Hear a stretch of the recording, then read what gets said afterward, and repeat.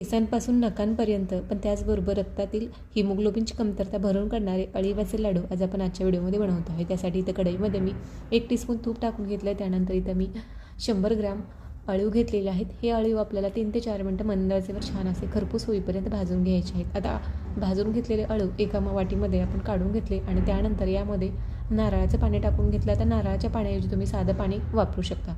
त्यानंतर अर्धा तास भिजत ठेवूया। त्यानंतर इथं मी 1 वाटी ओला नारळ घेतलेला आहे। आता हा ओला नारळ जो आहे तो 3 ते 4 मिनटं मंद आचेवर आपल्याला छान कोरडा होईपर्यंत सुटसुट होईपर्यंत छान असा भाजून घ्यायचा आहे। भाजून घेतल्यानंतर यामध्ये अर्धा तास भिजत ठेवलेले अळीव यामध्ये टाकून घेऊया। त्याचबरोबर 1 वाटी इथं मी गूळ घेतलेला आहे। गुळाचं प्रमाण कमी जास्त करू शकता।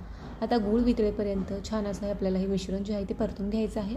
आणि आता हा गुळाचा पदार्थ आहे त्यामुळं यामध्ये मी थोडंसं जायफळ जे आहे ते किसून टाकलेलं आहे, ज्याच्यामुळं लाडूची चव जी आहे ती अजूनच वाढणार आहे।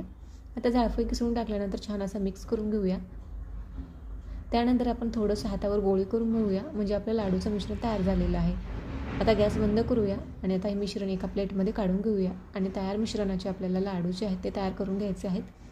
अतिशय सोपी पद्धत वापरून आपण हे लाडू जे आहेत ते बनवून घेतलेले आहेत। पण त्याचबरोबर तुम्ही ही पद्धत वापरून जर हे अळीवाचे उपयुक्त असे लाडू बनवले तर अतिशय उत्तम। चला तर मग आजचा व्हिडिओ कसा वाटला कमेंट करून नक्की सांगा। नवीन असाल तर सबस्क्राईब करायला विसरू नका।